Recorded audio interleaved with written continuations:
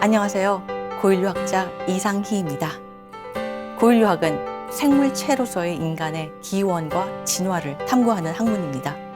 고인류란 우리 인간의 조상, 여러분이 들어서 알고 계신 네안데르탈린, 에렉투스, 자바인, 베이징인, 그런 고인류들을 땅속에서 나온 그 화석 인류들을 통해 인간이 어디서 어떻게 왔는지 알아보는 그런 학문입니다.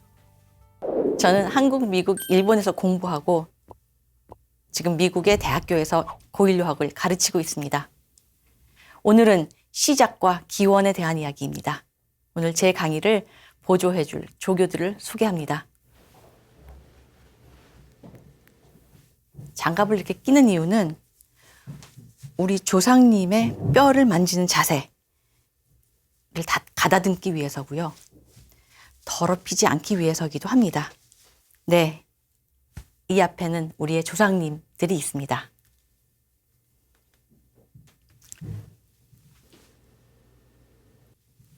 침팬지는 우리의 조상은 아니죠.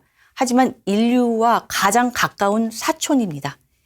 인류와 이 침팬지 계통이 함께 공통 조상을 가졌던 때가 600만 년 전이라고 생각하고 있습니다. 우리는 침팬지를 보면서 우리와 공통 조상이 어떻게 생겼는지, 또 우리의 모습이 어떤지 맥락을 알 수가 있습니다. 이 두개골은 우리입니다. 호모 사피엔스죠. 이 침팬지와 비교해서 두개골이 크고 그 대신 치아는 작다는 걸 알 수 있습니다. 인간에 비해서 침팬지는 송곳니가 많이 크죠. 절대로 우리는 침팬지로부터 온 것이 아닙니다. 침팬지는 우리의 조상이 아니에요. 하지만 침팬지와 우리는 조상을 함께 했기 때문에 침팬지의 모습을 보면서 그 안에 있는 우리 공동의 조상의 모습을 알 수가 있습니다. 침팬지도 우리를 보면서 우리의 공통의 조상의 모습을 생각할 거예요. 침팬지도 우리 같은 생각을 한다면요. 그 옆에 어쩌면 아실지도 모르는 루시라는 별명의 오스트랄로피테쿠스 아파렌시스입니다. 루시 AL288-1이라고도 불립니다. 화석을 이야기할 때는 이름이 여러 가지가 있어요. 첫 번째 오스트랄로피테쿠스 아파렌시스는 린네식의 속명과 종명을 붙여서 종의 이름을 이야기하는 것입니다. 오스트랄로피테쿠스 아파렌시스가 여기 종명이듯이 우리의 종명도 있어요. 우리의 종명은 뭐죠? 호모 사피엔스입니다. 이렇게 모든 종명은 두 단어로 되어 있어요. 첫 번째 단어는 속명, 두 번째 단어는 종명입니다. 그러면 루시는 뭐냐? 루시는 이 특별한 화석에게 발견자 도널드 요한슨이 붙여준 별명입니다. 그렇기 때문에 루시는 오스트랄로피테쿠스 아파렌시스의 수많은 개체 중 한 명이라고 볼 수가 있죠. 이 화석은 사실 우리 업계 사람들은 AL288-1이라고 부릅니다. 좀 복잡한가요? 그것이 특별한 고유 번호입니다. AL288-1. 첫 번째 알파벳은 유적의 기호입니다. AL은 아파르 로칼리티, 아파르라는 유적이라는 뜻이죠. 288-1은 그 아파르 로칼리티에서 발굴된 화석 중 288-1번째 화석이라는 뜻입니다. 참고로 이 모두 모형입니다. 진짜가 아니고요. 이 화석을 만든, 이 모형을 만든 회사에서 그냥 임의로 색깔을 칠한 것이 아니라 원래 화석은 뼈가 땅속에 묻혀서 그 땅속에 있는 무기질이 그 뼛속에 있는 유기질과 바뀌어서 만들어진 돌이잖아요. 화석은 돌입니다. 뼈 모양을 하고 있는 돌이죠. 그래서 그 뼈가 묻혀져 있던 흙의 다양한 무기질의 종류에 따라서 받는 색깔의 차이가 있습니다. 이 루시는 이런 색깔이고요. 옆에 있는 AL444-2는 또 이런 색깔로 화석화가 되었습니다. 여기서 요 회색질은 진짜 남아있는 화석의 부분이고요. 나머지 요 더 옅은 색깔은 우리가 생각하는 복원된, 추정된 모습입니다. AL444-2 이건 벌써 여러분 가늠하실 수 있죠. AL288-1과 같은 유적에서 나왔겠죠. AL이니까. 그리고 444-2니까 288-1보다 나중에 발견된 거겠죠.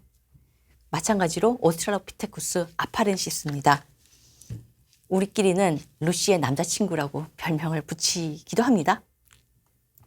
그 옆에 있는 오스트랄로피테쿠스 아프리카누스 STS 5번입니다. 오스트랄로피테쿠스 아파렌시스였던 루시와 루시 남자친구와 함께 이것도 오스트랄로피테쿠스네요. 같은 속이란 뜻이죠. 그 대신 아파렌시스가 아니라 아프리카누스입니다. 종이 다른 거죠. 연구자들이 생각하기에 이 화석은 다 비슷한 같은 종은 아니지만 비슷하기 때문에 같은 속 오스트랄로피테쿠스라는 속에 넣은 것입니다. STS는 남아프리카에 있는 스털크폰테인이라는 동굴 유적입니다. 거기서 5번째로 발견된 화석입니다. 이거는 두개골처럼 생기지 않았네? 라고 생각하신다면 맞습니다. 두개골이 아니에요.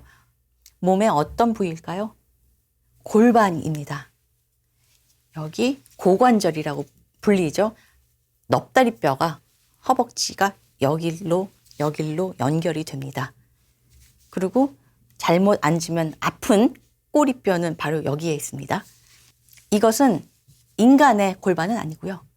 침팬지의 골반입니다.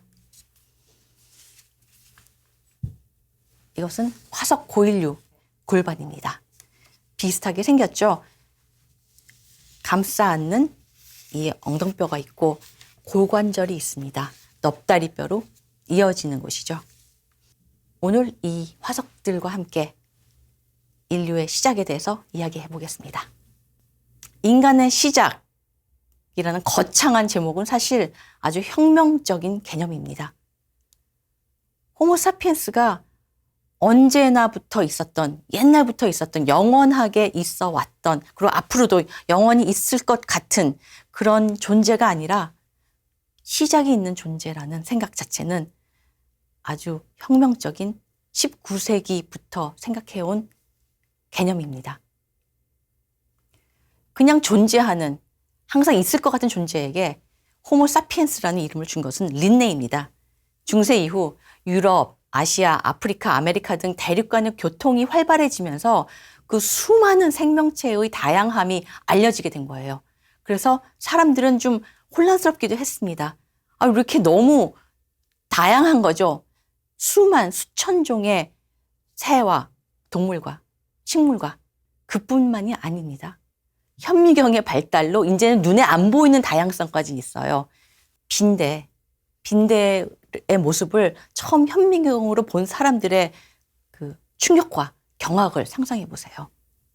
그렇게 유럽이라는 작은 세계에 살던 사람들이 너무도 다양한 각종 식물과 동물과 만나게 되고 현미경의 발달로 눈에 안 보이는 세계에도 다양한 생명체가 있다는 것을 알게 되었습니다. 그래서 린네는 정신없어 보이는 이 생물 세계에도 질서가 있다는 것을 알리고 싶었습니다. 그래서 비슷한 것끼리 같은 종에다 집어넣고 비슷한 종들끼리는 같은 속에 집어넣고 비슷한 속끼리는 같은 과에다 집어넣고 여러분 중학교 시절에 배운 종, 속, 과, 목, 강, 문, 계라는 체계로 생물체를 정리를 했어요. 그리고 인간에게도 종의 이름을 줬습니다. 호모 사피엔스.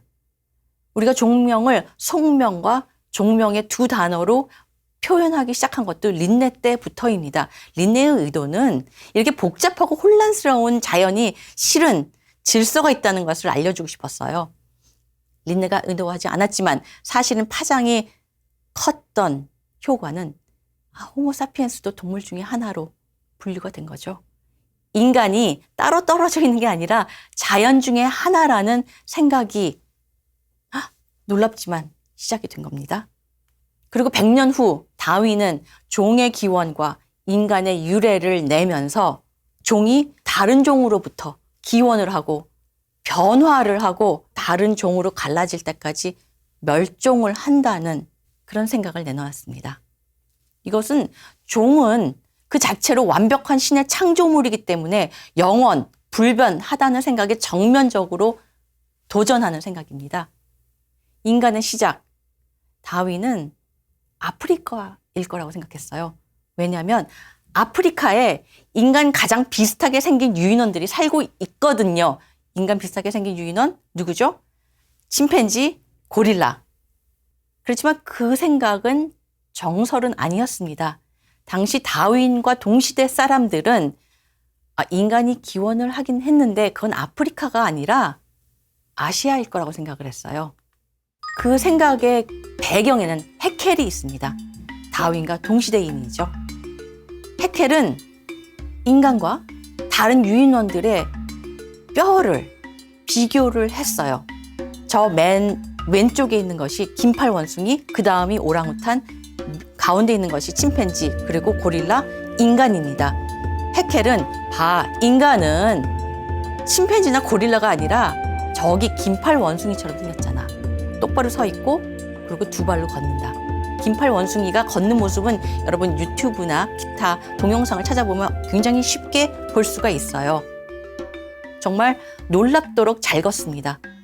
그렇기 때문에 인간과 가장 비슷한 유인원은 침팬지와 고릴라가 아니라 긴팔 원숭이, 오랑우탄이라고 생각을 했습니다. 그들이 살고 있는 동남아시아, 따라서 동남아시아가 인류의 기원지라고 주장을 했고 그 생각이 정설이 되었습니다. 그래서 외젠 듀부아가 자기 사제를 털어서 인간의 조상 화석을 찾으러 인도네시아로 떠난 겁니다. 외젠 듀부아가 인도네시아로 떠난 이유는 단지 동남아 아무데나 그냥 눈 감고 찍어서 간 건 아니고요. 외젠 듀부아는 네덜란드 사람입니다. 네덜란드가 식민지에 세웠던 동인도 주식회사가 인도네시아에 있었기 때문에 여러 가지 자원을 댈 수가 있었겠죠. 그래서 외젠 듀부아는 인도네시아로 떠났고 거기서 정말 천운을 만났기 때문에 가자마자 땅 파자마자 자바인을 발견한 것입니다. 그래서 외젠 듀부아가 발견한 자바인 2개골 900cc 정도의 아까 말씀드린 침팬지의 2배 정도, 그러나 1400cc인 현생 인류보다는 3분의 2 정도의 작은 2개골을 가지고 있는 그런 화석 인류를 발견합니다. 그러나 자바인은 인류의 기원, 인류의 조상으로 인정을 받지는 못했어요. 왜냐하면 다른 조상 후보들이 있었기 때문입니다. 다른 조상 후보란 특히 필트다운인이 가장 유력한 후보였습니다. 필트다운인은 다른 곳도 아니고 대영제국의 수도인 런던 근처에서 발견된 고인류 화석입니다. 큰 머리와 무시무시한 송곳니를 가지고 있는 똑똑하면서 강력한 그런 멋진 조상의 모습을 가지고 있었습니다. 필트다운인의 정식 종명은 사실 이오안트로푸스 도소니입니다. 이오안트로푸스는 여명의 인간이란 뜻입니다. 그러니까 필트다운인에 대해서 가졌던 생각을 우리가 가늠해 올 수가 있어요. 호모는 인간이고 사피엔스는 지혜잖아요. 우리 인간에 대한 어떤 희망을 나타내는 종명이죠. 그런데 필트다운의 종명 도소니는 그 발견자 찰스 도소니 자기 이름을 따서 지어줬습니다. 굉장히 드문 예예요. 그래서 역시 그 발견자가 과연 얼마나 여기에 개입을 했는지 두고 볼 일입니다. 동남아시아가 인류의 기원지였다는 생각이 20세기 초에는 중앙아시아로 옮겨지게 됩니다. 그 옮겨지게 된 이유는 기후가설이라는 유명한 인기 있던 가설 때문입니다. 기후가설에 따르면 인류는 너무 추운 데서는 살 수 없고 너무 더운 데서는 게을러진다. 너무 편하니까. 그래서 똑똑한 인류가 나오려면 온대에서 나와야 돼. 라는 생각을 가진 그런 생각을 퍼뜨린 것이 기후가설인데 거기에 따르면 온대 지역이 인류의 기원이 되는 거예요. 그럼 온대 지역 하면 식민 제국들이 다 놓여 있는 그게 바로 온대 지역이죠. 그래서 중앙아시아가 떠올랐습니다. 중앙아시아가 떠오르자 중국, 베이징도 중요한 후보지로 떠올랐고 그 베이징으로 그래서 사람들이 화석을 찾으러 떠난 겁니다. 베이징에서 발견된 베이징 원인, 베이징인 다 마찬가지 이름인데요. 그 베이징인이 인류의 조상으로 또 다시 후보로 올랐습니다. 이게 다 1920년대에 다 일어난 일이에요. 1920년대에 그때 무슨 일이 있었는지 모르겠어요. 3.1운동 다음인데. 정말 중요한 발견들은 20년대에 다 나오고, 왜냐하면 또 다른 중요한 발견이 1924년도에 일어났거든요. 타옹아기가 발견됐습니다. 저기 남아프리카에서 레이몬드 다트가 발견한 타옹아기는 쬐끄만 두뇌에 보잘것없는 그런 고인류 화석이었습니다. 그렇지만 레이몬드 다트는 이 타옹아기가 인류의 조상이라고 주장했어요. 그리고 종 이름을 주었습니다. 오스트랄로피테쿠스. 오스트랄로는 남쪽, 피테쿠스는 유인원이란 뜻입니다. 남쪽의 유인원, 그리고 아프리카누스 종명은 아프리카에서 온. 그러니까 벌써 아프리카에서 온 남쪽의 유인원이 인류의 조상이고 싶었겠어요. 사람들이 당연히 싫죠. 필트다운이 있는데 저기 아프리카에서 조상이 왔다는 거는 상상할 수도 없고 인정할 수도 없는, 믿을 수가 없는 가설이었던 겁니다. 그래서 20세기 초중반에는 이 에렉투스 피테칸트로푸스라고 그 당시엔 불리웠던 에렉투스를 이어 필트다운인, 네안데르탈린, 크로마뇽인, 필트다운인은 영국에서 발견됐죠. 네안데르탈린은 독일에서 발견됐죠. 크로마뇽인은 프랑스에서 발견됐죠. 이 영국, 독일, 프랑스에서 다 해먹겠다 이거 아닙니까? 인류의 진화를, 거기가 그러니까 인류의 진화 기원지가 된 거예요. 그러니 거기에 아프리카는 명함도 못 내밉니다. 그런데 1953년도에 발각이 된 거죠. 필트다운인은 가짜였습니다. 필트다운인이 큰 머리와 큰 송곳니를 가지고 있는 이유는 큰 머리를 가진 현생인류와 큰 송곳니를 가지고 있는 유인원의 조작이었던 겁니다. 누군가가 그거를 하나로 만들어서 땅속에 놓고 마치 우연인 듯이 발견을 했거나 그러니까 발견자도 유력한 용의자 중에 하나가 된 거죠. 발견해놓고 놀란 척하면서 자기 이름을 따서 종명까지 줬으니까 의심스럽긴 하죠. 우리 모두의 호프 필트다운인이 아닌 걸로 판명이 났죠. 그리고 1950년대 2차 세계대전이 끝난 다음 유럽과 아시아는 쑥대밭이 되었죠. 전후 회복을 하느라고 바빴습니다. 고인류 따위에 정신을 쏟을 여력이 없었어요. 그 틈타서 강대국으로 부상한 미국이 자원을 들여서 발굴하고 조사한 곳이 바로 아프리카입니다. 20세기 후반부터 아프리카가 인류의 기원지가 됩니다. 유네스코가 인정한 인류의 요람이죠. 화석을 공부하든지 유전자를 공부하든지 그 기본적인 원칙은 같습니다. 우리는 비슷하면 가깝다고 봅니다. 비슷한 이유는 유전자 풀을 공유하기 때문에 비슷한 거. 비슷하면 조상이 가깝기 때문에. 인간과 침팬지가 비슷한 이유는 인간과 침팬지의 공통 조상이 최근까지도 하나였기 때문에 라는 거죠. 그래서 인간과 침팬지와 고릴라와 다양한 유인원의 단백질을 분석했더니 인간과 긴팔 원숭이가 가까운 것도 아니고 인간과 오랑우탄이 가까운 것도 아니고 인간과 침팬지와 고릴라가 서로 가장 비슷했다. 비슷하면 유전자를 같이 하는 거죠. 갈라지기 시작하면 달라지기 시작합니다. 그리고 그 다름은 무작위적으로 시계처럼 규칙적으로 일어납니다. 그래서 갈라진 시간이 오래되면 오래될수록 그 다름이 쌓여지는 거죠. 그래서 서로 많이 다르면 오래전에 갈라진 것이고 별로 다르지 않으면 얼마 전에 갈라진 거죠. 그래서 단백질을, 혈청을 이 경우에는 비교해 봤더니 인간과 침팬지의 다름의 정도가 대략 500만 년 정도의 갈라진 계통끼리 쌓였음직한 다름의 정도밖에 안 되더라는 거예요. 그래서 결정된 거죠.